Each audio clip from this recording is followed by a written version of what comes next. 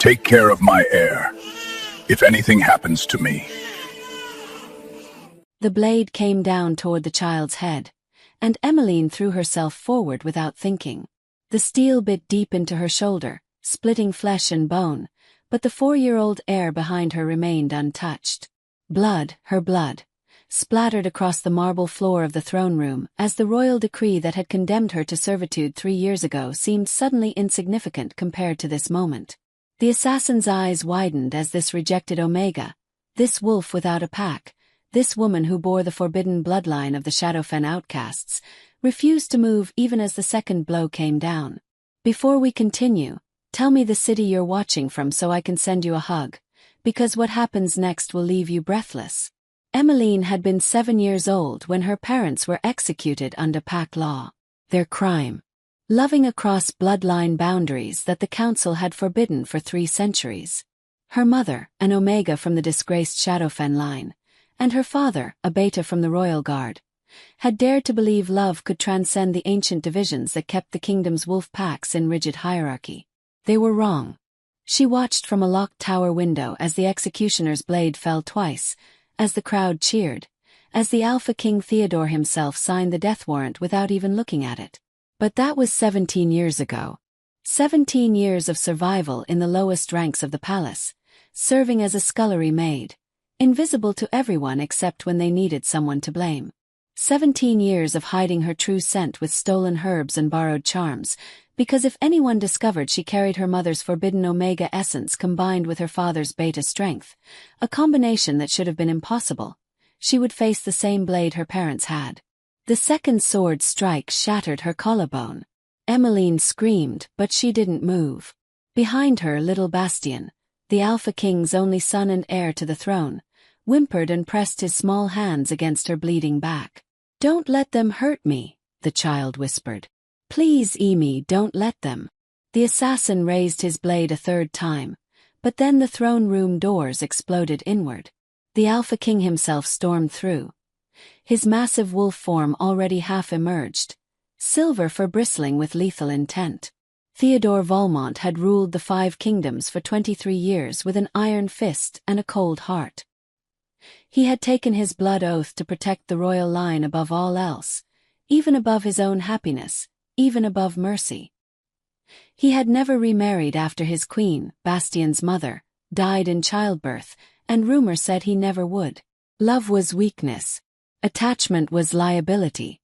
The throne demanded absolute devotion. But when his golden eyes locked onto Emmeline's broken body covering his son, something changed in that ancient wolf's gaze. The assassin died before he could scream.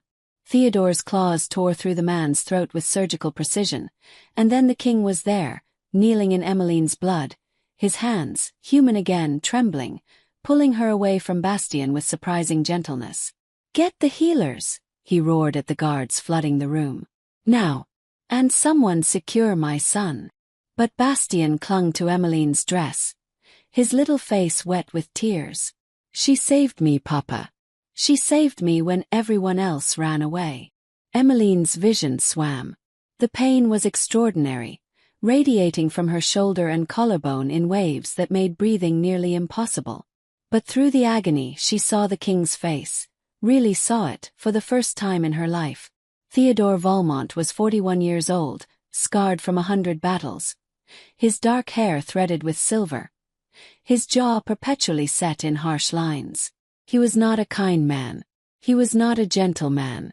But as he looked down at her, as his hands carefully supported her neck to keep her from choking on her own blood, something cracked in that frozen expression.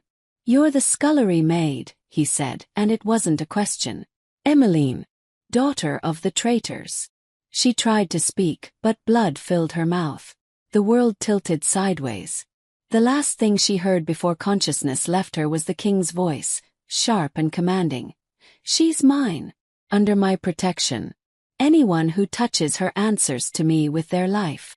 When Emmeline woke, 3 days had passed.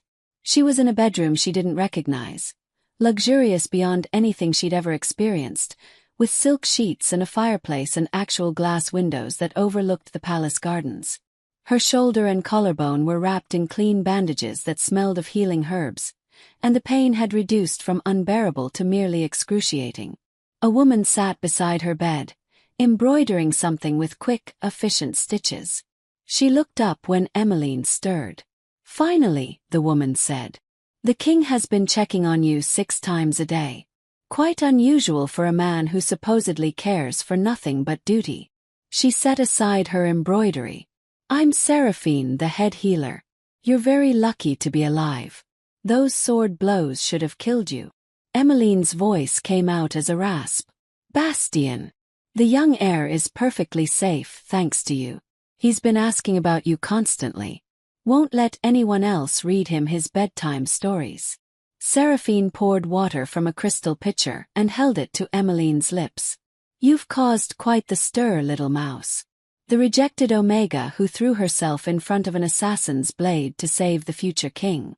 The palace hasn't stopped talking about it." The water helped, but fear tightened Emmeline's chest. "The king said I was under his protection. What does that mean?" Seraphine's expression turned carefully neutral.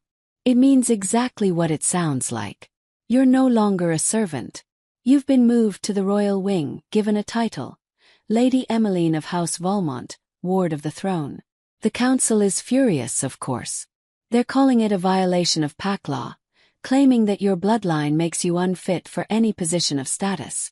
But the king invoked his sovereign right to grant protection to anyone who saves a member of the royal family." She leaned closer, her voice dropping. "Between you and me, I've never seen Theodore fight the council this hard over anything that didn't directly threaten his rule. Whatever his reasons, he's making powerful enemies to keep you safe." Before Emmeline could respond, the door opened. She knew who it was before she saw him. The power radiating from the doorway was unmistakable. Alpha energy, pure and overwhelming, the kind that made every wolf in proximity want to either submit or flee. Theodore Valmont filled the room with his presence, and Seraphine immediately bowed and excused herself. The king approached the bed with slow, measured steps. He was dressed simply today. Leather breeches and a white shirt, his crown notably absent. Up close, without the pageantry of the throne room, he looked tired. Deep lines bracketed his mouth, and shadows darkened the skin beneath his eyes. He studied Emmeline for a long moment before speaking. "Do you know why you're still alive?" His voice was rough like gravel shifting. "The council demanded I execute you. They cited 16 different precedents, all of them valid under pack law. Your bloodline is forbidden. Your parents were traitors. By every rule we have, you should have died the moment your heritage was discovered." Emmeline's heart hammered. "Then why didn't you kill me?" "Because my son is alive." Theodore's jaw tightened. "Because you, a woman who had every reason to hate me, to hate this palace, to hate everything the royal family represents, threw yourself in front of a blade meant for him. You took strikes that would have decapitated a child without hesitation. You didn't think. You didn't calculate advantage. You simply acted." He paused, and something that might have been pain flickered across his features. "In 23 years on this throne, I've seen courage of many kinds. But what you did, that was something else." "I love Bastien," Emmeline said quietly. "He's a good child. Kind. He doesn't deserve to die because of political games." "No, he doesn't." The king pulled a chair close to her bedside and sat, which was so unexpected that Emmeline couldn't hide her shock. Kings didn't sit at the bedsides of servants. Even elevated servants. Even wards of the throne. "I need to understand something, Emmeline. Your parents were executed when you were 7. You've lived in this palace as a servant for 17 years, knowing that I signed their death warrant, knowing that I could end your life with a word. Why save my son?" The question was direct, demanding honesty. Emmeline met his golden eyes. Eyes that had seen countless deaths, eyes that held the weight of kingdoms, and told him the truth. "Because Bastien is innocent. Because punishing a child for the sins of others is the same evil that killed my parents. I won't perpetuate that cycle, not even for revenge." Something shifted in Theodore's expression. For just a moment the hard mask slipped, and she saw grief there. Old grief, buried deep but never truly forgotten. "Your mother's name was Marguerite," he said softly. "I remember her. She served in the Queen's household before she married your father. She had a beautiful voice. The Queen loved to hear her sing." Emmeline's breath caught. No one had spoken her mother's name in 17 years. "You remember her?" "I remember all of them. Every execution I've ordered. Every life I've taken in service of the throne. I remember your father too, Luke. He was a good soldier. Loyal. When I signed that death warrant," he stopped, looking away. "I told myself it was necessary. That pack law existed for good reasons. That allowing forbidden bloodlines would destabilize everything our ancestors built. But lately, I wonder if I've been telling myself comfortable lies to avoid facing what I've become." The vulnerability in his voice was shocking. This was the Alpha King, the most powerful wolf in the 5 kingdoms, and he was confessing doubt to her. Emmeline didn't know what to say, so she said nothing, just waited. Theodore stood abruptly, the moment of weakness passing. "The council meets tomorrow to discuss your fate. They're going to push for your execution or at minimum exile. I won't allow either. You saved my son's life, and I pay my debts. But I need to offer them something. Some compromise that preserves your life while appeasing their concerns about bloodline purity." He turned back to her, and his next words were heavy with implication. "There's one option that would silence all objections. It would bind you to the royal family permanently. Make your presence not just acceptable but unassailable under pack law." Emmeline's pulse quickened. "What option?" "I could claim you as my mate." The words hung in the air like a blade about to fall. Emmeline stared at him, certain she'd misheard. That's impossible. You're an Alpha King. I'm a rejected Omega from a forbidden bloodline. Pack law explicitly prohibits." "Pack law prohibits many things that I'm beginning to question," Theodore interrupted. "But you're right that it's radical. Unprecedented even. The council would have no choice but to accept it. A king's claim on his mate supersedes all other considerations. But it would make you queen. It would elevate your bloodline from forbidden to royal in a single declaration. And it would mean—" He hesitated, and for the first time he looked uncertain. "It would mean binding yourself to a man you have every reason to despise. Living beside someone who killed your parents. Sharing power with someone who represents everything you've suffered under." Emmeline's mind reeled. This was insane. This was beyond insane. Mate bonds were sacred, permanent, unbreakable. If the Alpha King claimed her, she would be tied to him for life. Politically, socially, and if the bond took hold as it sometimes did between true mates, spiritually. She would become queen, yes, but she would also become the partner of the man who had orphaned her. "Why would you do this?" she asked. "You could choose any woman in the 5 kingdoms. You could form a political alliance with another pack, strengthen your position. Why risk everything for me?" Theodore's expression was unreadable. "Because when I saw you bleeding on that throne room floor, covering my son with your body, I realized something. I've spent 23 years making cold, calculated decisions for the good of the kingdom. I've sacrificed love, happiness, mercy, all of it on the altar of duty. But what kind of kingdom am I building if the bravest person in it is someone I've spent her entire life oppressing? What does it say about pack law if the woman who embodies the highest ideals of our people is marked as forbidden?" He moved closer, and Emmeline saw the intensity burning in his eyes. "I'm not asking you to love me. I'm not even asking you to forgive me. I'm asking you to help me change something that's been broken for far too long. Be my queen. Stand beside me. Show the council and the packs and all the wolves who believe in rigid hierarchies that courage and character matter more than bloodline. And in return I'll give you power, real power, to reshape the laws that killed your parents." It was a speech that would have sounded rehearsed coming from anyone else. But Theodore delivered it with raw honesty. His hands clenched at his sides. His whole body tense with emotion he clearly wasn't accustomed to expressing. This wasn't a political maneuver. This was a man at a crossroads, offering a path that terrified him. Emmeline thought about her parents. About 17 years of scrubbing floors and swallowing rage. About little Bastien, who needed someone to protect him from the vipers circling the throne. About all the other forbidden bloodlines still hiding in shadows, still living in fear, still watching their children grow up with targets on their backs. "If I agree," she said slowly, "I need your oath that this isn't symbolic. I need real authority to reform pack law. I need your support when I dismantle the systems that created the division between bloodlines. I need you to stand with me when the council and the old families resist.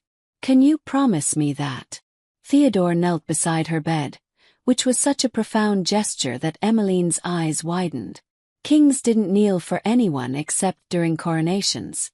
"I swear it. Blood oath bound by my alpha word. You'll have everything you need to make the changes you see fit. I'll stand with you against anyone who opposes it. Council, nobility, even other alphas if necessary. You saved my son. Now let me help you save your people." His hand extended, palm up, waiting. The traditional gesture of a mate claim. Offered, not forced. Emmeline knew that if she took his hand now, everything would change. There would be no going back. She would become Queen Emmeline, mate to the Alpha King, one of the most powerful women in the realm. She would also be bound to a man whose past actions had caused her immeasurable pain. But she would have the power to ensure no other child watched their parents die for loving someone from the wrong bloodline. Emmeline placed her hand in his. The mate bond snapped into place like a physical force. Emmeline gasped as sensation flooded through her. Not the gentle warmth she'd heard other Omegas describe, but something fierce and overwhelming. She felt Theodore's strength, his barely contained power, the depth of guilt he carried like armor. And underneath all of it, she felt loneliness so profound it made her chest ache. This man had been alone for so long, making impossible choices, bearing impossible burdens, that he'd forgotten what it felt like to have someone stand beside him rather than behind him. Theodore's eyes flared golden as the bond took hold on his side. His breath came shorter. "I feel you," he said, wonder in his voice. "Your pain. Your determination. Your fire. I've never felt anything like this." "The bond is strong," Emmeline managed. Her shoulder still hurt, but the pain seemed distant now, overshadowed by the connection thrumming between them.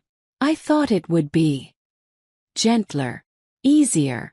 Theodore's laugh was rough. "Nothing about either of us is gentle or easy. Why should our bond be different?" He stood, pulling her up with him carefully, mindful of her injuries. "The council meets in 6 hours. We'll announce our mate bond then. They'll try to fight it, but pack law is clear. An alpha's claim is absolute. By sunset you'll be queen. And by sunset, half the nobility will want me dead," Emmeline pointed out. "Yes." He didn't sugarcoat it. "The next few months will be dangerous.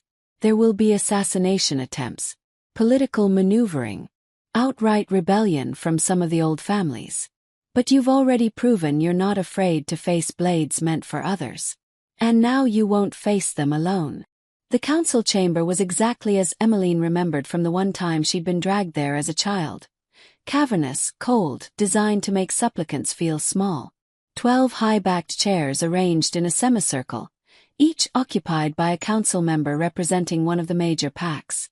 Chancellor Arnaud sat in the center seat, his white beard immaculately groomed, his expression one of barely contained fury. Theodore entered with Emmeline at his side, his hand resting possessively on the small of her back. She'd been dressed in formal court attire, a deep blue gown that marked her as royal, her hair arranged in the style befitting a queen. The healers had worked overnight to ensure she could stand without visible pain, though her shoulder still throbbed with every heartbeat. The council members rose as the king entered, but their eyes were all on Emmeline. She could read the emotions flickering across their faces. Shock, outrage, disgust, calculation. These were the wolves who had upheld pack law for decades, who had grown fat and powerful on the rigid hierarchies that kept certain bloodlines at the bottom. To them, she represented everything they'd spent their lives keeping suppressed. "Your Majesty," Chancellor Arnaud said, his tone dripping with false courtesy. "We were expecting a discussion of security measures following the assassination attempt. We were not expecting this."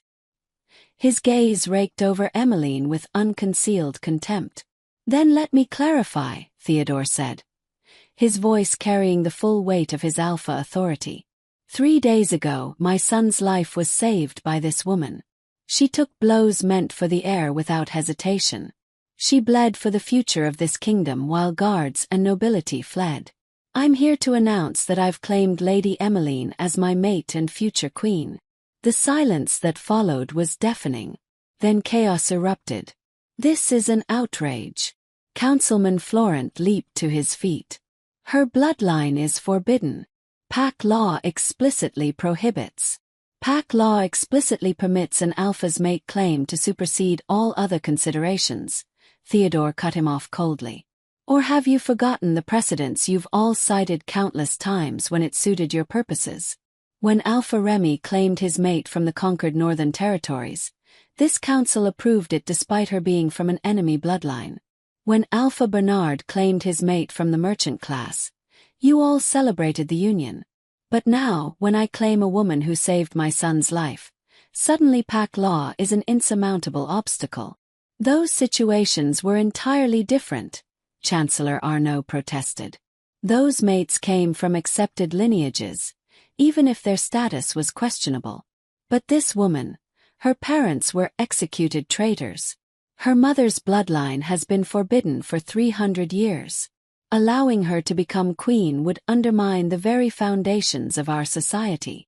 Emmeline felt rage building in her chest. These were the same men who had stood silent while her parents died.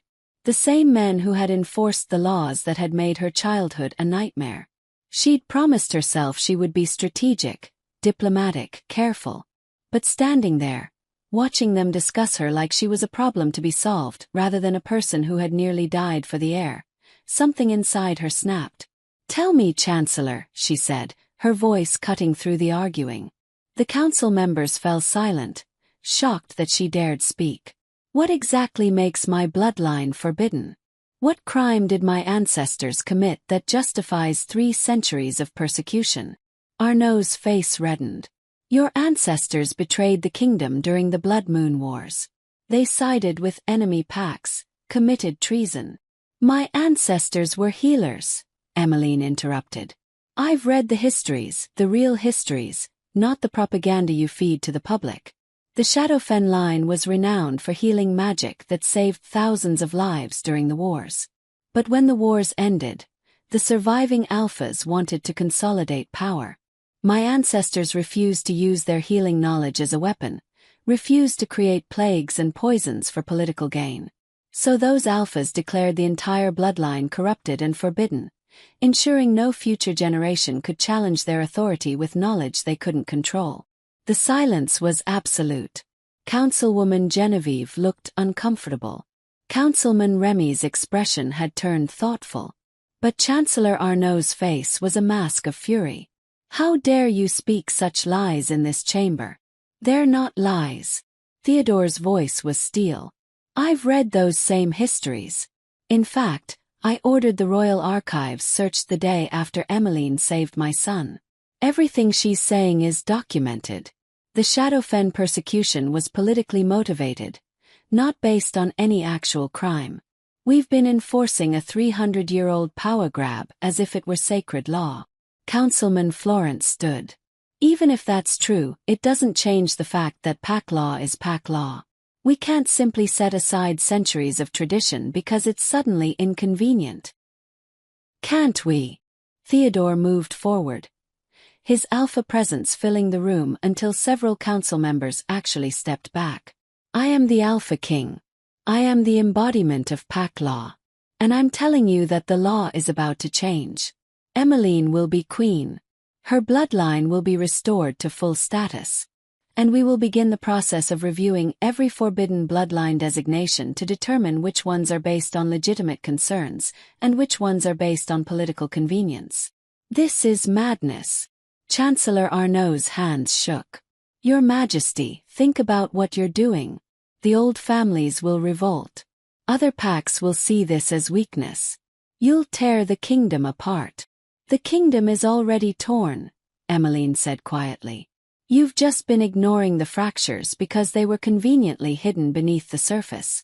How many forbidden bloodlines are there, Chancellor? How many wolves live in fear, hide their heritage, watch their children grow up as second-class citizens because of crimes their great-great-grandparents supposedly committed? How many more Emmelynes will have to watch their parents die before you admit the system is broken? Councilwoman Genevieve spoke up, her voice measured. The girl makes a point. We've all known that the forbidden bloodline laws were harsh. But we've maintained them because changing them seemed too complicated, too politically dangerous. Perhaps this is an opportunity to address something we've been avoiding for too long. You would side with this outcast over 300 years of precedent, Florent demanded. I would side with common sense over outdated cruelty, Genevieve replied calmly. And I would remind you all that this woman saved the heir's life. If that doesn't earn her consideration, what message are we sending about the values we claim to uphold? The debate raged for another 2 hours. Emmeline stood through all of it, her shoulder screaming in pain but her spine straight, refusing to show weakness. Theodore remained beside her, his hand never leaving her back, a constant reminder that she wasn't facing this alone. Some council members gradually came around to Genevieve's position. Others remained adamantly opposed. But in the end, pack law was clear. An Alpha King's mate claim could not be overruled by the council. Chancellor Arnaud's final words were delivered with cold precision. Very well, Your Majesty.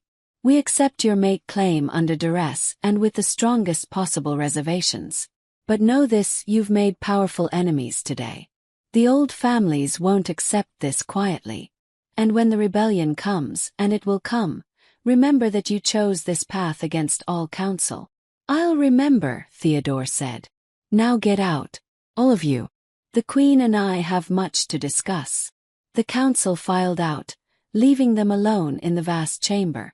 Emmeline's legs finally gave out, and Theodore caught her, lowering her gently into one of the high-backed chairs.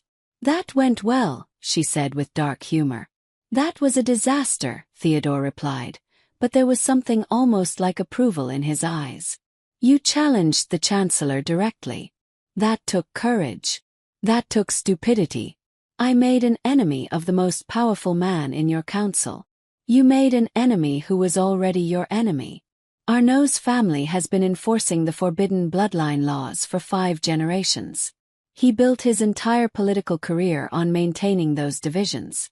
You were never going to win him over. Theodore crouched in front of her chair, bringing his eyes level with hers. But you swayed Genevieve. And possibly Remy. That's 2 votes we didn't have before. In council politics, that's a victory. Emmeline managed a weak smile. I never imagined I'd be learning council politics. You're queen now. Or you will be, once we complete the mating ceremony. You'll need to learn a lot of things very quickly. His expression softened slightly. But right now you need rest. The healers warned me that you pushed yourself too hard today. Let me get you back to your chambers. He lifted her effortlessly, cradling her against his chest as he carried her out of the council chamber. Emmeline was too exhausted to protest. The bond between them pulsed with his concern, his determination, and underneath it all, a growing warmth that might have been affection or might have been something else entirely. Theodore, she said as they walked through the palace corridors, guards falling into step behind them. What happens if this doesn't work? What happens if we can't change enough minds? If the rebellion Arnaud warned about actually happens? Then we fight, he said simply. Together. That's what mates do. The mating ceremony took place 3 days later in the palace's ancient chapel. It was a small affair by royal standards. Just the immediate household, a handful of trusted advisors, and little Bastien, who stood as witness with a serious expression that made him look much older than 4. The priest conducting the ceremony was visibly uncomfortable binding a king to a woman from a forbidden bloodline, but he didn't dare refuse. Emmeline wore white, traditional for an Omega claiming a mate, though the gown had been modified to accommodate her still-healing shoulder. Theodore wore his crown and formal robes, looking every inch the powerful Alpha King. But when he took her hands in his, speaking the ancient vows that would bind them for life, his voice was gentle. I, Theodore Valmont, Alpha King of the Five Kingdoms, claim you as my mate before moon and stars, before pack and throne. I swear to protect you, to stand with you, to share my strength when yours falters. I bind my life to yours, my fate to yours, until the last breath leaves my body. Emmeline's hands trembled as she replied, I, Emmeline of House Shadowfen, accept your claim. I swear to stand beside you, to share your burdens, to offer my strength when yours falters. I bind my life to yours, my fate to yours, until the last breath leaves my body. The priest bound their hands with a silver cord, speaking the final blessing. When he stepped back, the mate bond that had been forming since that moment in Emmeline's sickroom suddenly completed itself. The sensation was overwhelming, not painful, but so intense that Emmeline gasped. She felt Theodore's presence in her mind, not as thoughts but as pure emotion. His determination, his guilt, his fierce protectiveness. And underneath it all, a longing so deep it made her want to weep. Theodore kissed her, and the bond flared brighter. The small audience applauded, but Emmeline barely heard them. All she could feel was this connection, this impossible link to a man who had been her enemy and was now something else entirely. You're mine now, Theodore murmured against her lips. And I'm yours. No council, no law, no political maneuvering can break what we've just forged. But even as he spoke, Emmeline felt a chill run down her spine. The mate bond let her sense things about him that he tried to hide, including the fear he wouldn't voice. He believed they were in danger. Serious danger. And soon. The first assassination attempt came that very night. Emmeline woke to the sound of breaking glass. She rolled out of bed, the massive royal bed she now shared with Theodore, though they'd spent the night on opposite sides, neither quite ready to consummate a bond forged from necessity rather than love. The king was already moving. His wolf form halfway emerged, golden eyes blazing in the darkness. Stay behind me, he growled. But Emmeline had spent 17 years surviving in the shadows. She grabbed a silver candlestick from the nightstand, heavy, solid, a decent weapon in a pinch, and positioned herself so that she could see both the window and the door. 3 figures in black dropped through the shattered window. Assassins, trained and deadly, their movements coordinated. The fight was brutal and swift. Theodore's claws tore through 2 of the attackers with vicious efficiency, but the third got past him, heading straight for Emmeline. She swung the candlestick with all her strength, catching the assassin across the temple. The man went down hard, but not before his knife sliced across her forearm. Blood welled up, hot and immediate. More guards burst through the door, securing the room. Theodore was at Emmeline's side instantly, his hands examining her arm with surprising gentleness for someone still half-shifted. You're hurt. I'm alive. She looked at the unconscious assassin. We need him questioned. Find out who sent them. The interrogation took 3 hours, and methods Emmeline preferred not to think about too closely. But by dawn they had their answer. The assassination had been ordered by a coalition of old family nobles, led by Chancellor Arnaud's nephew. The message was clear. The old guard would not accept a queen from a forbidden bloodline without a fight. We need to arrest them, Emmeline said as she sat in the strategy room, her arm freshly bandaged. Around her, the king's closest advisors argued about next steps. Every single noble involved in this plot. Make an example that attempts on the queen's life will be punished with the full force of the throne. That would mean arresting 1/3 of the nobility, General Mathieu protested. The political fallout.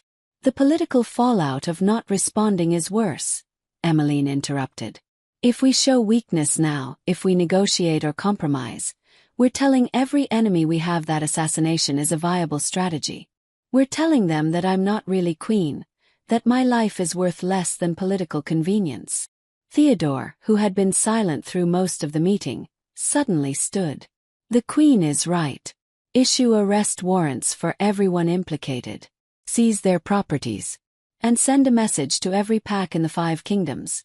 Any attack on Queen Emmeline is an attack on the throne itself, and will be met with absolute retaliation. The arrests began that afternoon. Nobles screamed about injustice as guards dragged them from their estates. Chancellor Arnaud's nephew tried to run and was caught at the border. The old families flooded the palace with protests, but Theodore met each one with the same cold response. You tried to murder my mate. Be grateful you're facing a cell instead of an executioner's blade. But the unrest was spreading. In the streets of the capital, people argued about the new queen. Some celebrated her. A woman who had risen from nothing to the highest position in the land, who had literally bled to save the heir. Others condemned her as an abomination, a forbidden bloodline that would bring curses upon the kingdom. Fights broke out. Protests turned into riots. The city watch worked overtime trying to maintain order. Emmeline watched from the palace balcony as her coronation procession wound through streets lined with both cheering supporters and angry protesters. Theodore stood beside her, his hand clasped firmly in hers. His presence a constant reassurance through the mate bond. But she could feel his worry. This was exactly the instability he'd feared. Maybe we moved too fast, she said quietly. Maybe we should have waited, built more support before. No. His voice was firm. The moment I claimed you, this became inevitable. The old families would have fought us no matter when we moved. At least this way we control the timing. We choose the battlefield. And if we lose, then we lose together. He turned to face her fully, and the intensity in his golden eyes stole her breath. But I don't intend to lose. Neither should you. You're not just a symbol, Emmeline. You're genuinely brilliant. You've survived 17 years in circumstances that would have broken most people. You faced down the council without flinching. You're exactly the queen this kingdom needs, even if they don't know it yet. The coronation itself was a tense affair. The crown, delicate silver worked with moonstone, ancient and powerful, was placed on Emmeline's head by the high priestess with visible reluctance. The noble families in attendance ranged from genuinely supportive to openly hostile. Several seats remained conspicuously empty, occupied by those who had been arrested or had fled rather than attend. When the high priestess spoke the final blessing and declared Emmeline to be queen of the 5 kingdoms, the applause was scattered and uncertain. But little Bastien started cheering, loud, enthusiastic, childish cheering that echoed through the vast cathedral. And then others joined. The common folk who had been allowed to witness the ceremony from the back rows. The servants, the guards. The people who understood what it meant to see someone rise from nothing. The people who had themselves been invisible. Emmeline's eyes burned with tears she refused to shed. Not here. Not in front of these nobles who were watching for any sign of weakness. Instead, she lifted her chin and met their stares with calm dignity. She was queen now. She had power, and she intended to use every bit of it. The celebration feast that followed was poisonous in more ways than one. Literally poisonous, as it turned out. Emmeline had just raised her wine goblet for the traditional toast when Theodore's hand shot out, knocking the cup from her grasp. It shattered on the marble floor, dark wine spreading like blood. "Don't drink," he commanded, his voice carrying across the suddenly silent hall. He turned to the cupbearer, a young man who had served the royal family for years. "Who gave you that wine?" The cupbearer's face went white. It came from the royal cellars, Your Majesty." "Same as always." "I didn't." "Guards, secure him." Theodore's eyes blazed with fury. "And bring me the head steward. Now." The investigation revealed nightshade in the wine, not enough to kill instantly, but enough to cause a slow, agonizing death over several days. The cupbearer was innocent, a pawn. But the head steward, when questioned, broke down and confessed. He'd been paid by Lady Clotilde, a noblewoman whose family had enforced the forbidden bloodline laws for 6 generations. She'd fled the city the moment the coronation ended, but guards were already in pursuit. "They're not going to stop," Emmeline said later that night, alone with Theodore in their chambers. Her crown sat on the vanity, suddenly feeling heavier than it had during the ceremony. "Every day there's another attempt, another plot. How long can we keep this up?" Theodore was standing by the window, looking out over the city. Torches flickered in the darkness where riots were still being suppressed. "As long as it takes. Change is never easy, Emmeline. The forbidden bloodline laws have been in place for 300 years. We're not going to dismantle them in 3 weeks without resistance. But maybe we're pushing too hard too fast. Maybe if we what?" He turned to face her, and the mate bond flared with his intensity. "Slow down. Compromise. Show them that their tantrums and assassination attempts work. Every time we hesitate, every time we pull back, we tell them that you're not really queen. That the forbidden bloodlines aren't really equal. That the old ways can be preserved if they just fight hard enough." "People are dying," Emmeline said quietly. "There were 3 killed in the riots today. 5 more injured. All because we're forcing change they're not ready for. And how many have died over the past 300 years because of the forbidden bloodline laws?" Theodore crossed to her, taking her hands. "How many children grew up as you did, watching their parents executed for loving the wrong person? How many talented wolves were kept from positions they deserved because of ancestors they never knew? We're not causing this violence, Emmeline. We're exposing violence that's been happening in the shadows for centuries." He was right. She knew he was right. But that didn't make it easier to watch. The weeks that followed were a blur of political maneuvering and constant danger. Emmeline threw herself into the work of reform, drafting new laws with a team of progressive advisors. She met with representatives from other forbidden bloodlines, hearing their stories, documenting the injustices they'd faced. She appeared publicly as often as possible, refusing to hide despite the threats, showing the kingdom that their queen would not be intimidated. And slowly, gradually, things began to shift. Not everywhere, not even in most places. But in small pockets throughout the 5 kingdoms, people started to listen. A merchant in the eastern provinces hired a woman from a forbidden bloodline as his business partner, citing the queen's example. A minor noble in the south announced her engagement to a man whose family had been outcast for generations, daring anyone to challenge her under the new precedents the queen was establishing. But for every small victory, there were setbacks. Lord Philippe, one of the council members who had seemed sympathetic, was found dead in his study. An apparent suicide, though the letter he left suggested he'd been blackmailed by the old families for supporting the Queen's reforms. A village in the north burned to the ground after its elder welcomed forbidden bloodline refugees, though whether it was an accident or arson remained unclear. Theodore grew harder with each incident, his responses more severe.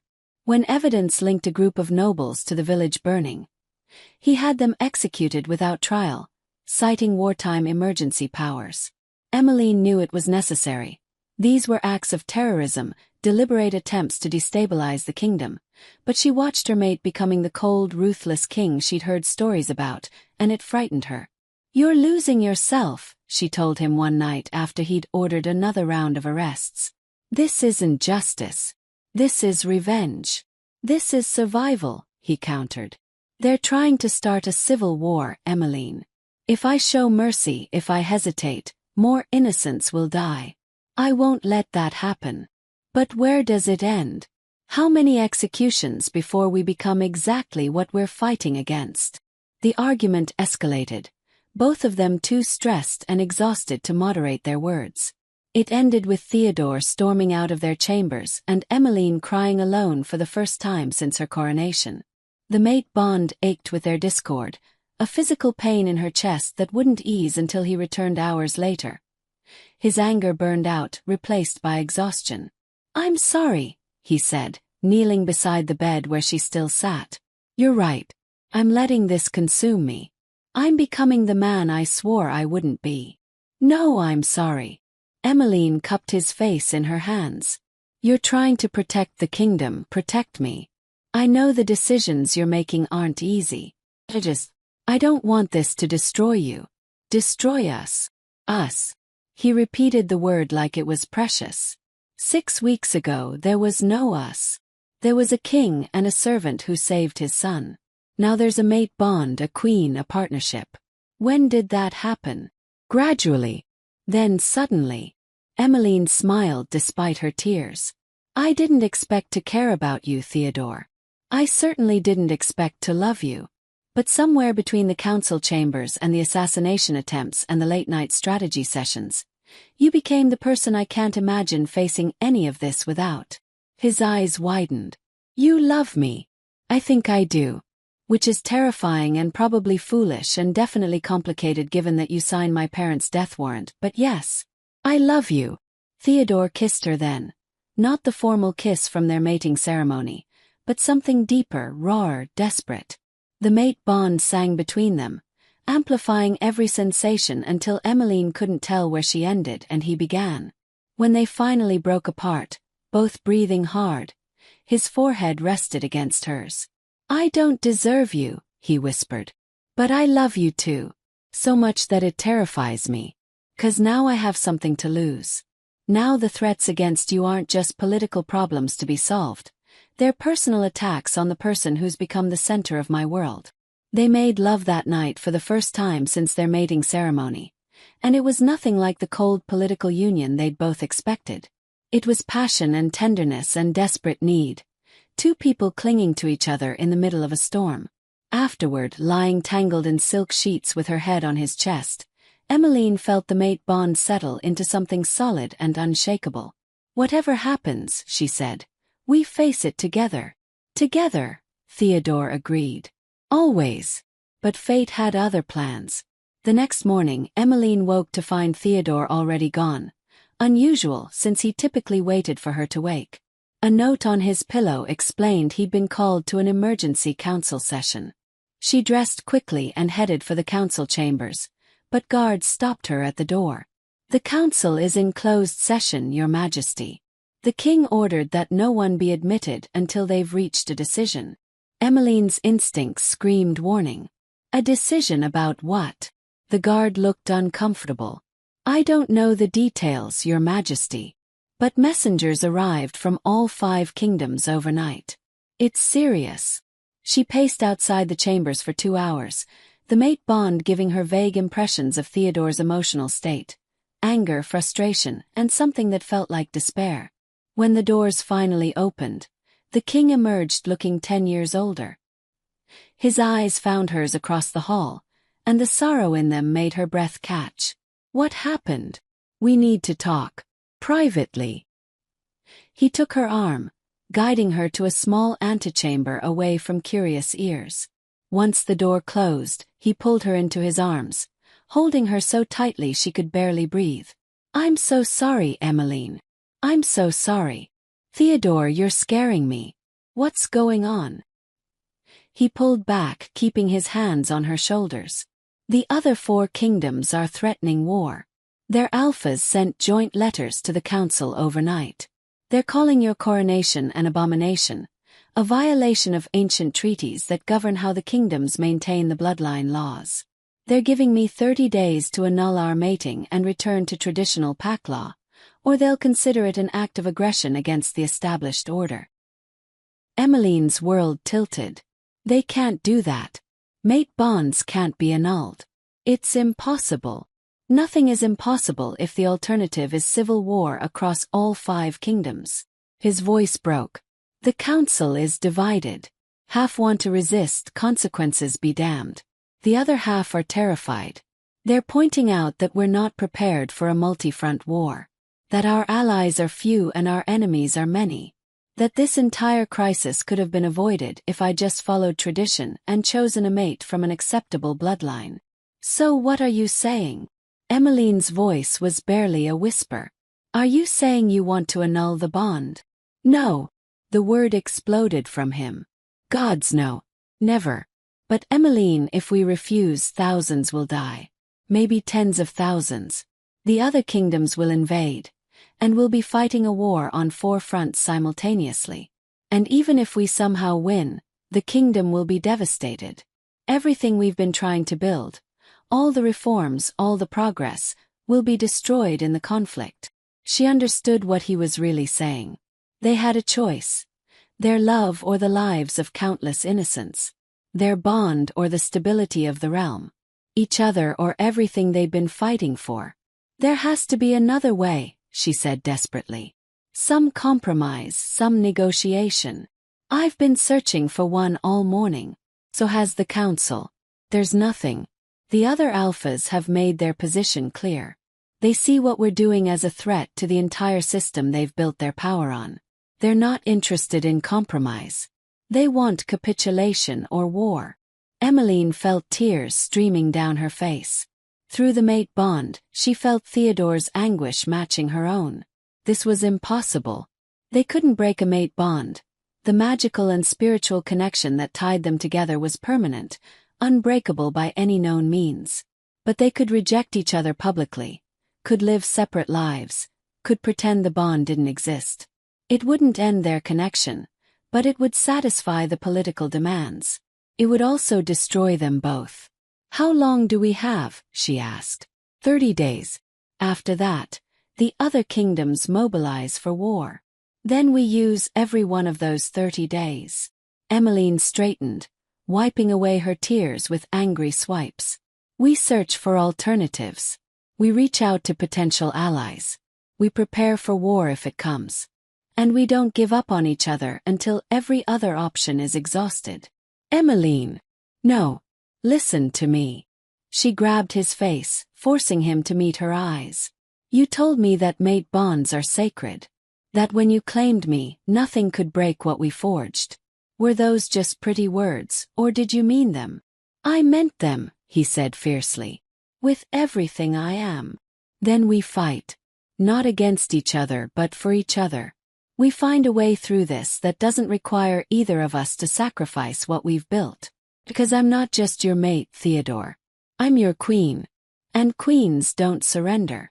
A spark of hope flickered in his eyes. "Even when the odds are impossible. Especially then." The next 30 days were the most intense of Emmeline's life. She threw herself into diplomacy with a ferocity that surprised even her closest advisors. She sent letters to every alpha in the 5 kingdoms. Not just the ones making threats, but their advisors, their families, their council members. She reached out to forbidden bloodlines in other kingdoms, building a network of support that crossed traditional boundaries. She met with merchants, craftsmen, common soldiers, anyone who might have influence, anyone who might help sway opinion. Theodore focused on military preparations. If war came, they would be ready. He called up reserves, fortified border positions, reached out to mercenary companies and independent warrior packs. But he also sent his own diplomatic missions, looking for cracks in the united front the other kingdoms presented. And slowly, cracks began to appear. Alpha Remy of the Eastern Kingdom had a daughter from a forbidden bloodline. Hidden, but not well enough that Emmeline's new network couldn't find her. When confronted with the hypocrisy of threatening war over the very thing he himself had engaged in, Remy withdrew his kingdom's support for the ultimatum. In the Southern Kingdom, Emmeline's reforms had inspired a grassroots movement among the forbidden bloodlines. They staged peaceful protests, disrupted commerce, made it clear that war in the name of preserving their oppression would face massive internal resistance. The Southern Alpha, pragmatic above all else, recalculated the cost-benefit analysis and backed down. 2 kingdoms down. 2 to go. The Northern Alpha was old, traditional, immovable in his convictions. But his heir, a young alpha named Gaston, had been educated in progressive circles and had secretly written to Emmeline expressing support for her reforms. Emmeline arranged a private meeting, traveling in secret to the border territory where they could talk without the old alpha's knowledge. "My father will never accept what you're doing," Gaston said as they walked through a moonlit forest, guards watching from a discreet distance. "He's too set in his ways. But he's also dying. The healers give him 6 months, maybe less. When I inherit, I can withdraw the Northern Kingdom's support for this war. I can even become an ally to your reforms. 6 months is too long, Emmeline replied. We have 3 weeks left on the ultimatum. Then you need to survive those 3 weeks. Go to ground. Disappear. Make it impossible for the Western Kingdom to justify an invasion when there's no clear target. He stopped, turning to face her fully. I'm risking everything telling you this. My father would have me executed for treason if he knew. But I believe in what you're doing, Queen Emmeline. I believe the forbidden bloodline laws are wrong. And I believe you and King Theodore represent something the 5 kingdoms desperately need. Change. If I disappear, it looks like we're backing down. It undermines everything we've fought for. If you die in a war you can't win, it ends everything you've fought for permanently. Gaston's expression was earnest. Sometimes the brave thing isn't standing and fighting. Sometimes it's living to fight another day. Emmeline returned to the capital with much to think about. She discussed Gaston's proposal with Theodore late into the night, weighing their options. The Western Kingdom, ruled by the ruthless Alpha Dominique, remained their biggest threat. Dominique had been the one to organize the other Alphas, the driving force behind the ultimatum.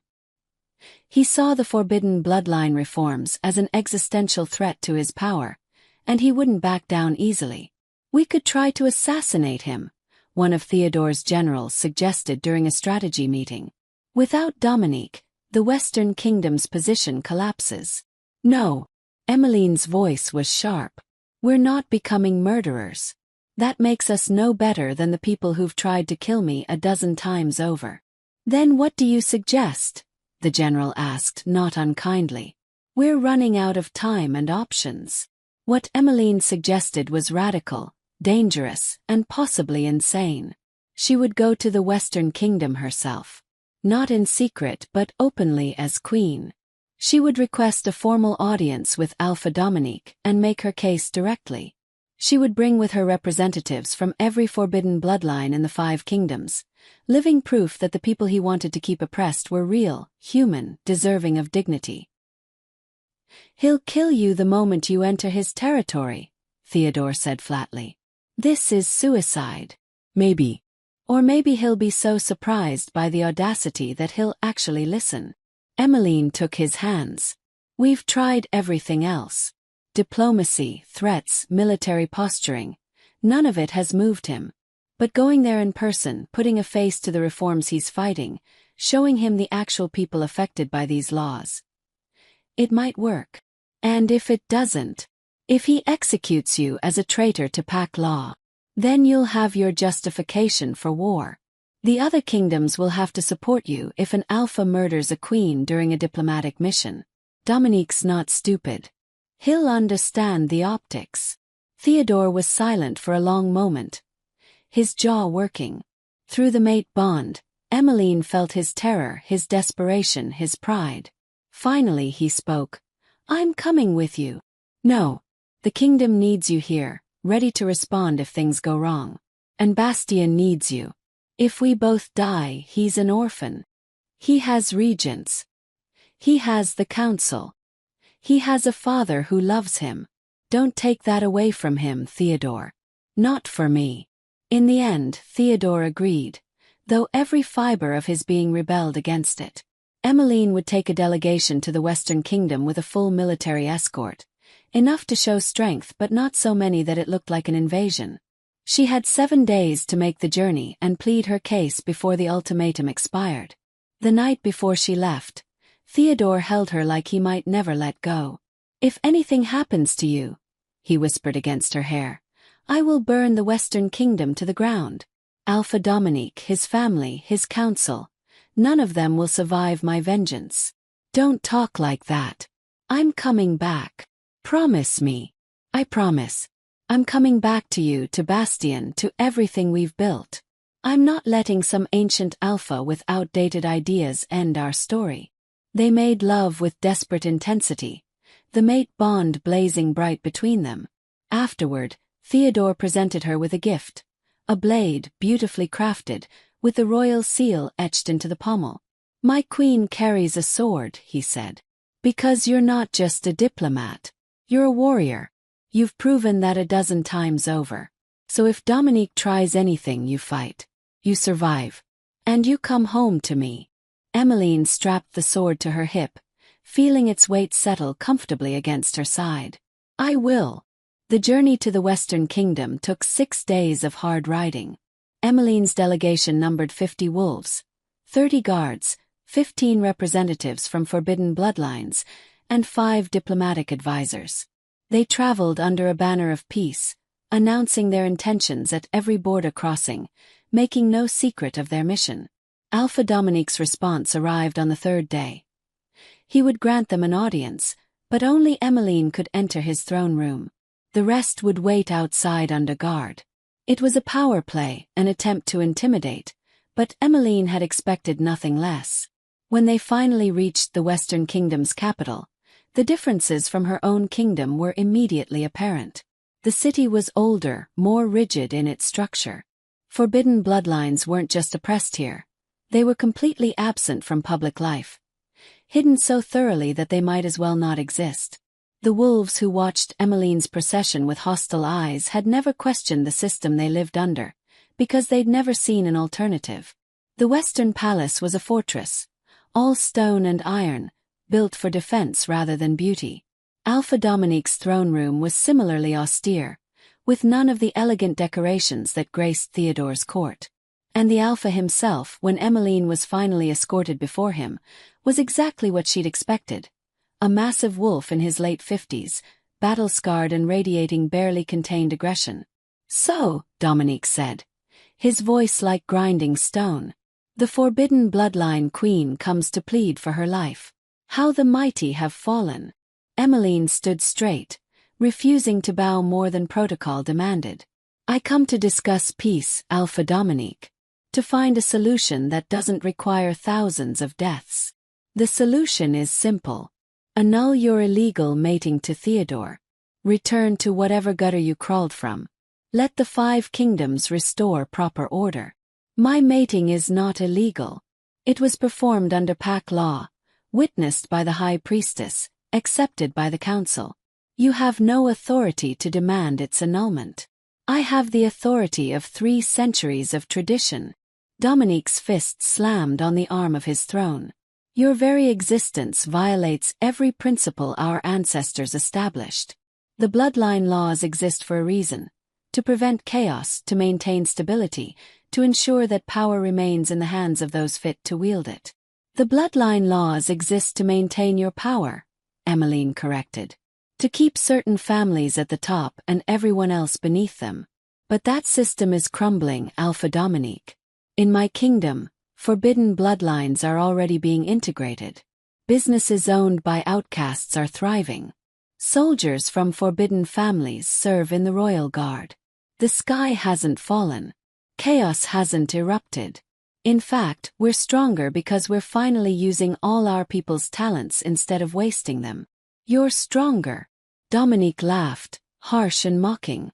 You're on the brink of civil war. Your nobility is divided. Your capital has riots every other week. And now you come begging me to save you from the consequences of your own foolishness. I'm not begging. Emmeline met his eyes steadily. I'm offering you a choice.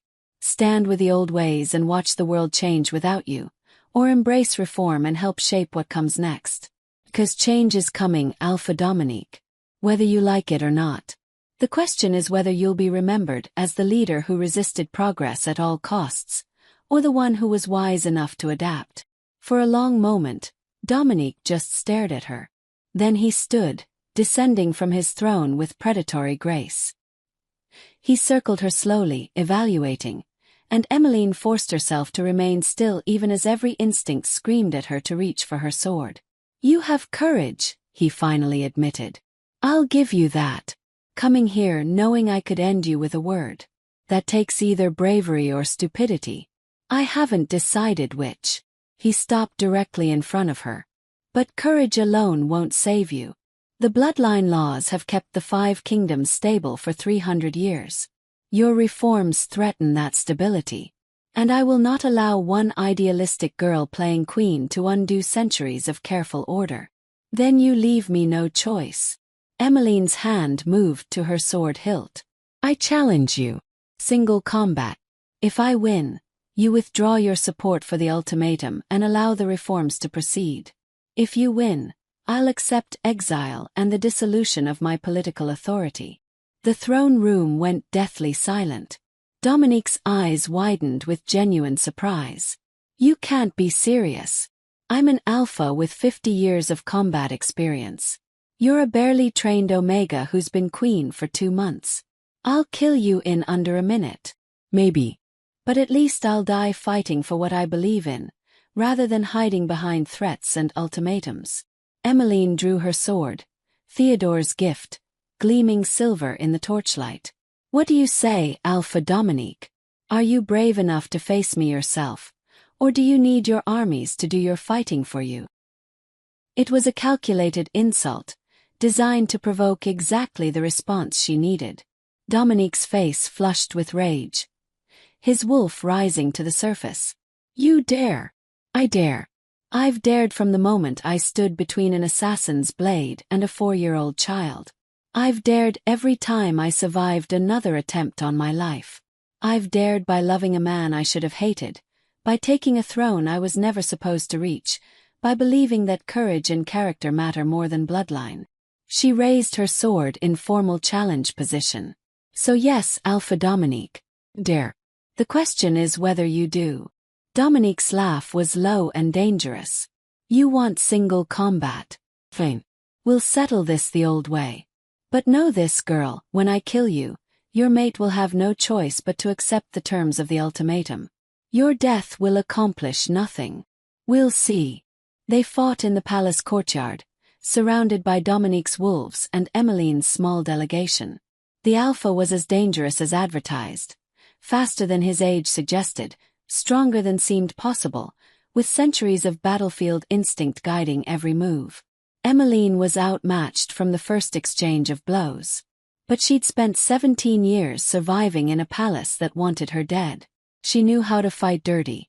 When Dominique pressed his advantage, expecting her to retreat, Emmeline instead threw herself forward into the attack, accepting a slice across her ribs to get inside his guard and drive her blade toward his throat. He barely deflected in time, and for the first time, uncertainty flickered in his eyes. The fight raged for long, brutal minutes. Emmeline took hit after hit. A gash on her thigh, a deep cut across her shoulder, blood flowing freely from a dozen wounds. But she kept moving, kept attacking, refusing to fall even when she should have. The mate bond sang in her chest, carrying Theodore's strength even across the distance separating them. She wasn't alone. She would never be alone again. Dominique was tiring.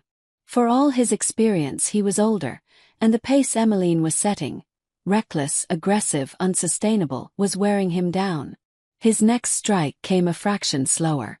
His defense had a gap. Emmeline took it. Her blade sliced across his chest, drawing blood. Not a killing blow, but a definitive strike that proved she could have killed him if she'd chosen. She stepped back, breathing hard, blood dripping from her many wounds, and raised her sword in a gesture of completion. Do you yield, Alpha Dominique? The courtyard was silent except for their heavy breathing. Dominique looked down at the blood on his chest, then up at Emmeline with new respect in his eyes. How? He demanded. You should be dead 3 times over. I should have been dead at 7 years old. I should have died when the assassin's blade came down in the throne room. I should have died in a dozen other attempts on my life. But I keep surviving, Alpha Dominique. Because I have something to fight for that's bigger than myself. She lowered her sword. Now, do you yield? Long pause. Then, incredibly, Dominique laughed. Genuine amusement instead of mockery. You're either the bravest wolf I've ever met or the most insane. Probably both. He sheathed his own weapon. I yield. You've earned that much. Relief flooded through Emmeline, so intense she nearly collapsed. But she kept her feet, kept her spine straight, as Dominique continued. I'll withdraw the Western Kingdom's support for the ultimatum. But understand this, I'm not doing it because I agree with your reforms. I'm doing it because you've proven you're willing to bleed for them.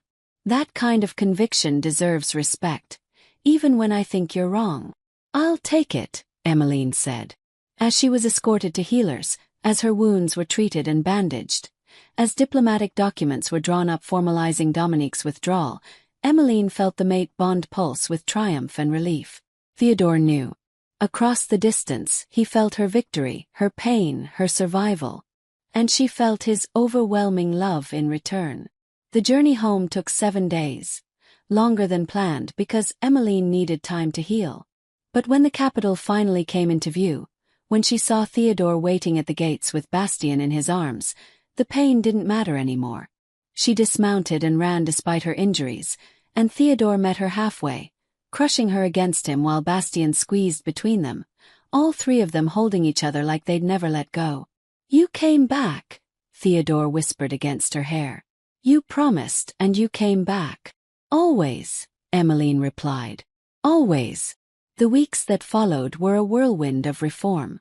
With the external threats neutralized, Emmeline threw herself into the work she'd been preparing for since her coronation. New laws were drafted, erasing the forbidden bloodline designations one by one. Reparations were established for families who had been persecuted. Educational programs were created to help previously outcast wolves integrate into society. It wasn't perfect. There was still resistance, still prejudice, still those who longed for the old ways. But change was happening, real and permanent, and Emmeline could see it in the faces of the wolves who had lived their whole lives in fear and now walked freely through the capital. One afternoon, 6 months after her return from the Western Kingdom, Emmeline stood on the palace balcony watching the city below. Theodore joined her, slipping his arms around her waist from behind, his chin resting on her shoulder. "What are you thinking about?" he asked. "Everything. How far we've come. How far we still have to go." She leaned back against him.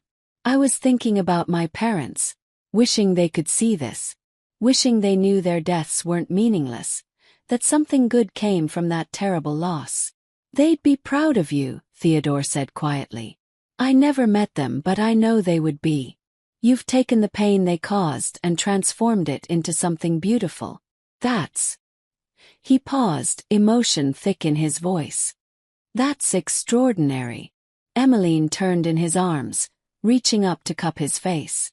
"We did it together. You gave me the platform. You stood beside me when everyone else said it was impossible. You're just as responsible for these changes as I am." "No. I'm just a man who was lucky enough to be saved by someone far braver and better than he deserved." He kissed her softly. "But I'll spend the rest of my life trying to be worthy of you." Movement at the balcony doors made them turn.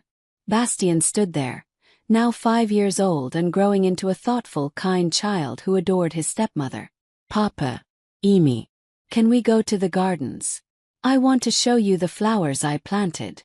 "Of course," Emmeline said, taking his hand. "Lead the way, little prince."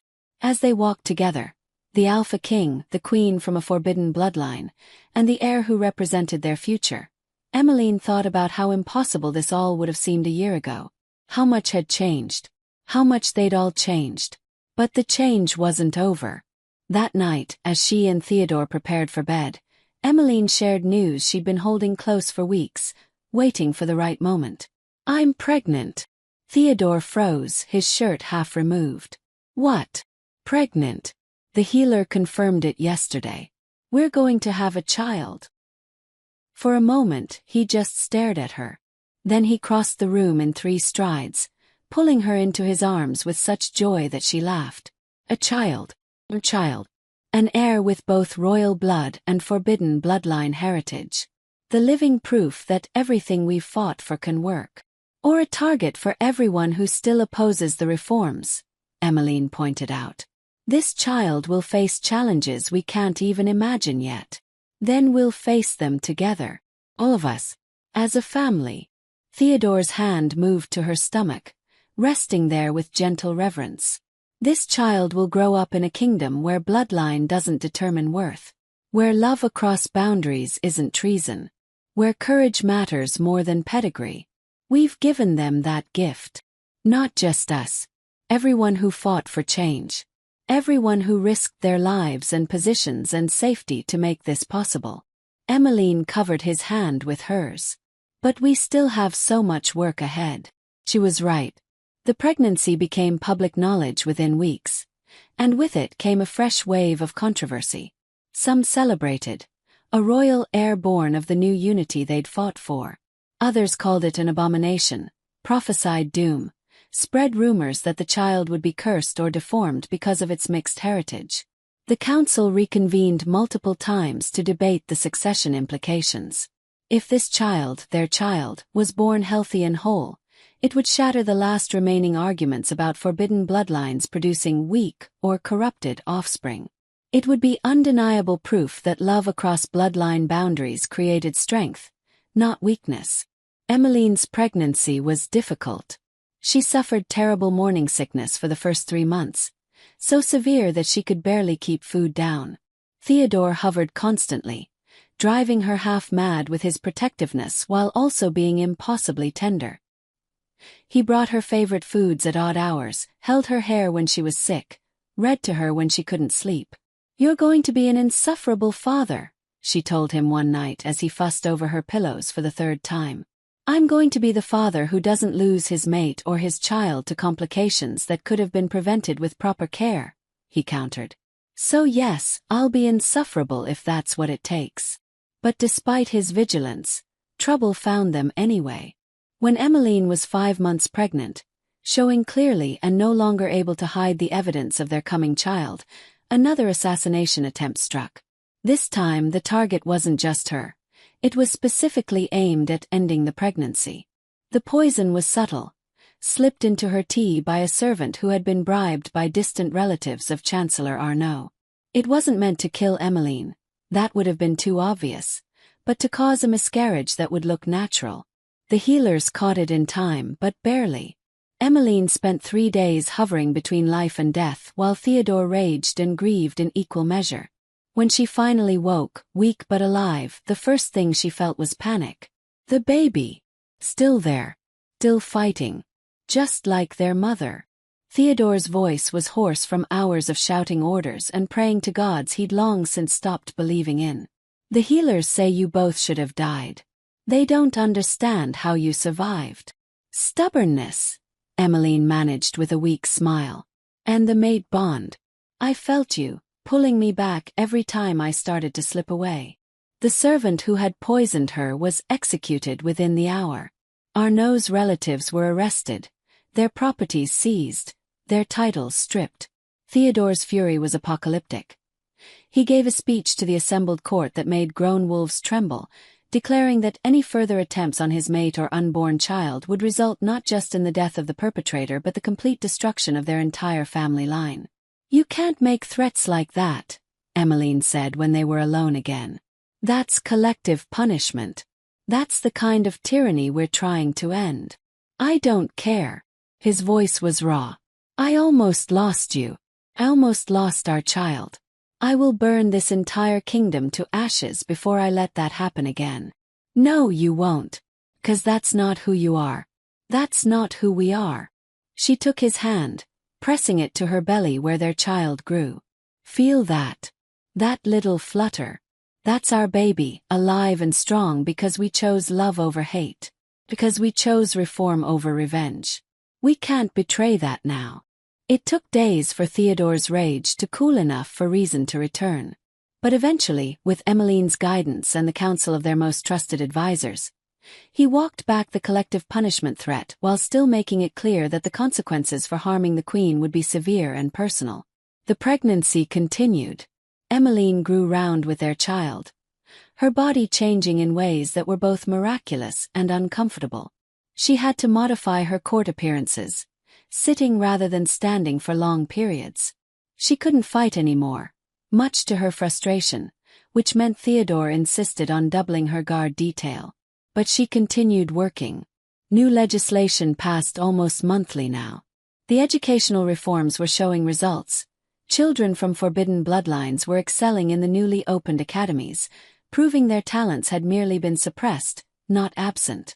The economic benefits of integrating previously outcast workers were becoming undeniable, with productivity increasing across multiple industries.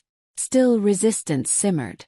Lord Matthias, a wealthy landowner from the old nobility, began organizing what he called a preservation movement, wolves who believed the reforms were destroying traditional pack culture. They held rallies, distributed pamphlets, and generally made nuisances of themselves. But they stayed within legal bounds, so Emmeline couldn't suppress them without becoming the tyrant her enemies claimed she was. "Let them talk," she told Theodore. "Let them organize and protest and voice their objections. That's the difference between us and the old system. We don't silence dissent. We answer it with better arguments and better results." Theodore disagreed, seeing danger in allowing opposition to organize openly. But he respected Emmeline's judgment enough to let her strategy play out. And remarkably, it worked. As months passed and the kingdom didn't collapse into chaos, as the promised disasters failed to materialize, the preservation movement gradually lost momentum. People were seeing with their own eyes that the reforms led to prosperity, not ruin. Emmeline was 8 months pregnant when the Northern Alpha's death was announced. True to his prediction, the old wolf had lasted 6 months after her visit. Just barely. His son Gaston immediately assumed the throne and sent word that he would be visiting the capital to formalize his support for the reforms. The visit was a triumph. Young Alpha Gaston brought with him representatives from the northern forbidden bloodlines, wolves who had lived in hiding their entire lives and were now stepping into the light. The joint declaration he signed with Theodore and Emmeline became known as the Three Kingdoms Accord, a formal agreement to abolish all forbidden bloodline laws across their territories and work together to encourage other kingdoms to follow suit. "This is how it spreads," Emmeline said as she watched Gaston's procession leave the capital. Her hand rested on her swollen belly, feeling their child kick. Not through war or force, but through example and alliance. Other alphas will see 3 kingdoms thriving under the new system and realize they can't maintain the old ways forever. 2 weeks later, Emmeline went into labor. It was late evening when the contractions started. Painful, regular, unstoppable. The healers were summoned immediately, and Theodore refused to leave her side despite traditional protocol that said fathers should wait elsewhere. "I didn't stand beside her through everything else just to abandon her now," he told the scandalized midwife. "I stay." The labor was long and difficult. Emmeline had survived sword wounds and assassination attempts, but bringing a new life into the world was its own kind of agony. She screamed, she cried, she cursed Theodore's name more than once, which he took with grace and encouragement, holding her hand even when she squeezed hard enough to leave bruises. "You can do this," he whispered during a brief respite between contractions. "You've done impossible things before. You'll do this impossible thing too." "This is different," she panted. "Before I was only risking myself. Now you're bringing our daughter into the world." He kissed her forehead. "Because you're going to survive this and so is she, and we're going to be a family." "I know it." "How do you know it's a girl?" "I don't. But I've been hoping." His smile was tender. "A daughter with your courage and your fire. What could be more perfect?" At dawn, after hours of labor that felt like years, Emmeline gave one final, desperate push and heard the sound she'd been waiting for. A baby's cry, loud and indignant and beautifully alive. The midwife lifted the infant, and Theodore's laugh was half-sob as he announced, "A girl. We have a daughter." They named her Marguerite, after Emmeline's mother. Little Marguerite had Theodore's golden eyes and Emmeline's dark hair, and when the healers examined her thoroughly, they pronounced her perfectly healthy. No curse, no weakness, no corruption from her mixed bloodline. Just a beautiful, normal, squalling baby who would someday be queen. The kingdom celebrated for 3 days. Even some of the old families who had opposed the reforms sent congratulations, partly out of genuine joy, partly out of political necessity. Marguerite was the heir now, second in line after Bastien, and opposing her too openly would be seen as treason. Emmeline spent the weeks after Marguerite's birth in a haze of exhaustion and overwhelming love. She'd thought she understood devotion when she'd saved Bastien from the assassin, but this was different. This was her child, part of her and part of Theodore, the living embodiment of everything they'd fought for. When she nursed her daughter in the quiet hours before dawn, when she felt Marguerite's tiny hand grip her finger with surprising strength, she understood finally why parents did impossible things for their children. But motherhood didn't mean she could stop being queen. Work continued, albeit at a slower pace while she recovered. She held council meetings with Marguerite sleeping in a bassinet beside her chair, scandalizing the older members but establishing a new precedent. Queens could be mothers and leaders simultaneously. One afternoon, 3 months after Marguerite's birth, Councilwoman Genevieve requested a private audience. The older woman had become one of Emmeline's strongest allies on the council, but she looked troubled as she entered the Queen's chambers. "Your Majesty, I've received disturbing reports from the western provinces. Lord Matthias's preservation movement isn't as dormant as we thought. They've been recruiting in secret, building an actual militia. And their rhetoric has shifted from preserving tradition to actively resisting reform." She handed over several documents. "These were intercepted by our intelligence network. They're planning something big." Emmeline read through the documents, her blood running cold. The preservation movement had evolved into something more dangerous. An organized resistance group with weapons, training, and a plan to strike at the heart of the reforms by targeting the institutions Emmeline had created.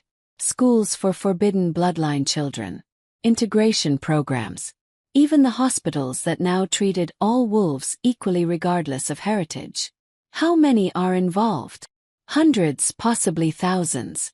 They've been clever, keeping their true numbers hidden. Lord Matthias is providing funding and coordination, but he's insulated himself legally. We can't arrest him without concrete proof of illegal activity. Then we get proof. Emmeline's voice was steel. "Send our best investigators. Infiltrate if necessary. I want to know everything about this organization. Who leads it, where they meet, what they're planning, and when they plan to do it. And Genevieve, we do this quietly. If they realize we're onto them, they'll scatter and reform somewhere else." The investigation took 6 weeks and revealed a conspiracy far more extensive than anyone had imagined. The preservation movement had contacts in the military, sympathizers on the council, and even a few servants within the palace itself. They were planning a coordinated strike on the first anniversary of Marguerite's birth, a symbolic gesture meant to show that the reforms would end where they began, with the death of the child who proved they could work. Emmeline felt sick when she read the final intelligence report. These weren't just political opponents anymore. These were terrorists willing to murder a baby to make their point. "We arrest everyone," Theodore said, his fury barely contained. "Tonight. Simultaneously. We don't give them time to realize we know." "That's 300 arrests across 5 provinces," General Mathieu pointed out. "It'll look like a purge. It might turn moderates against us, make martyrs of the conspirators. I don't care how it looks. They're planning to kill my daughter." "Our daughter," Emmeline corrected gently. She understood his rage, felt it herself, burning in her chest like wildfire, but she also understood the political implications. "But Matthew's right. We need to be strategic. We arrest the leaders and anyone directly involved in planning violence. The rest, the ordinary members who just attended rallies and meetings, we surveil but leave alone for now. We can't arrest people for their beliefs, only for their actions." It was a compromise nobody loved, but it was the right approach. That night, coordinated raids across the kingdom brought in 73 conspirators, including Lord Matthias himself. The evidence against them was overwhelming. Detailed plans, weapons caches, communications proving their intent. The trials were swift and public, ensuring transparency. Most received prison sentences. Lord Matthias and the core leadership group who had directly planned the attack on Marguerite were executed. And this time, Emmeline didn't protest. There were limits to mercy, and plotting to murder a baby crossed every one of them. The preservation movement collapsed after the arrests. Some members renounced their association, horrified when they learned how far the leadership had been willing to go. Others simply melted away, unwilling to continue without organized structure. Within months, active resistance to the reforms had diminished to scattered grumbling, frustrating but manageable. Years passed. Marguerite grew into a bright, fearless child who adored her older brother Bastien and had inherited both her parents' determination. The reforms continued spreading across the 5 kingdoms as other alphas saw the prosperity it brought. New generations grew up knowing forbidden bloodlines only as historical curiosities, not current reality. Emmeline stood in the throne room one afternoon, now 35 years old and bearing the confidence of a queen who had fought for her position rather than inherited it.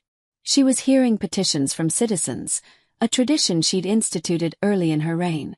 Anyone could request an audience with the queen to present grievances or proposals.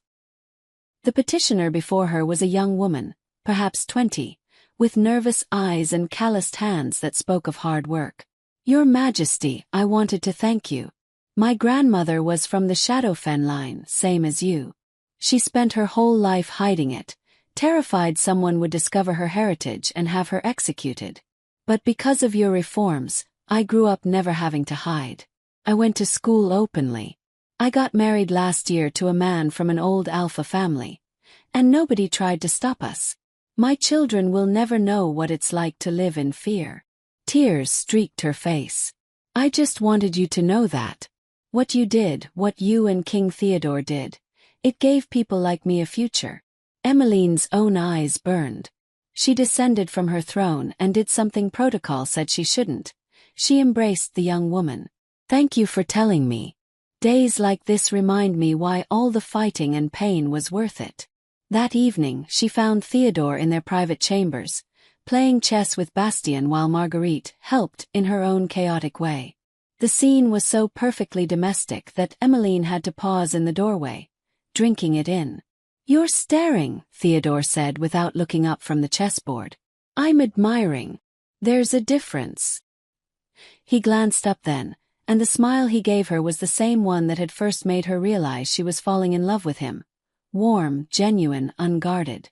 "Come join us. Bastien is destroying me, and I need reinforcements." "I am not destroying you," Bastien protested with a grin. "I'm winning because I'm better at chess." "Humility clearly isn't his strongest trait," Theodore said dryly. "He gets that from you," Emmeline replied, settling beside them as Marguerite immediately climbed into her lap. Later, after the children were asleep and they were alone in the darkness of their bedroom, Theodore pulled Emmeline close. "Do you ever regret it? Any of it?" "Which part?" "The sword wounds. The assassination attempts. The political nightmares. All of it. Everything we've been through to get here." Emmeline thought about her parents, executed for loving across forbidden boundaries. About 17 years as a servant, invisible and powerless. About the moment she'd thrown herself in front of a blade for a child who wasn't hers. About the impossible journey from the lowest position in the kingdom to its highest. "Not for a second," she said finally. "Every scar, every struggle, every impossible choice, it all led here. To you. To our children. To a kingdom where love matters more than bloodline. How could I regret that? Even though I signed your parents' death warrant.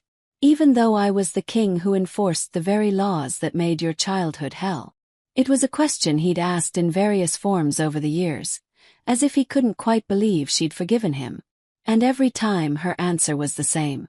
You were doing what you thought was right under an unjust system. But when you saw a chance to change that system, you took it, even though it cost you politically, even though it put you in danger. You chose to be better. That's what matters. I chose you, he corrected. Everything else followed from that. We chose each other, Emmeline said. And we keep choosing each other every day. That's what makes this work. Years turned to decades. Emmeline and Theodore ruled together, weathering challenges and celebrating triumphs, growing old in partnership. Bastien eventually married, a woman he loved from a formerly forbidden bloodline, proving that the next generation had fully embraced the changes their parents fought for. Marguerite grew into a fierce advocate for justice, traveling the 5 kingdoms to ensure reforms were being implemented properly. On the 50th anniversary of the day Emmeline had saved Bastien from the assassin's blade, a memorial was unveiled in the palace gardens.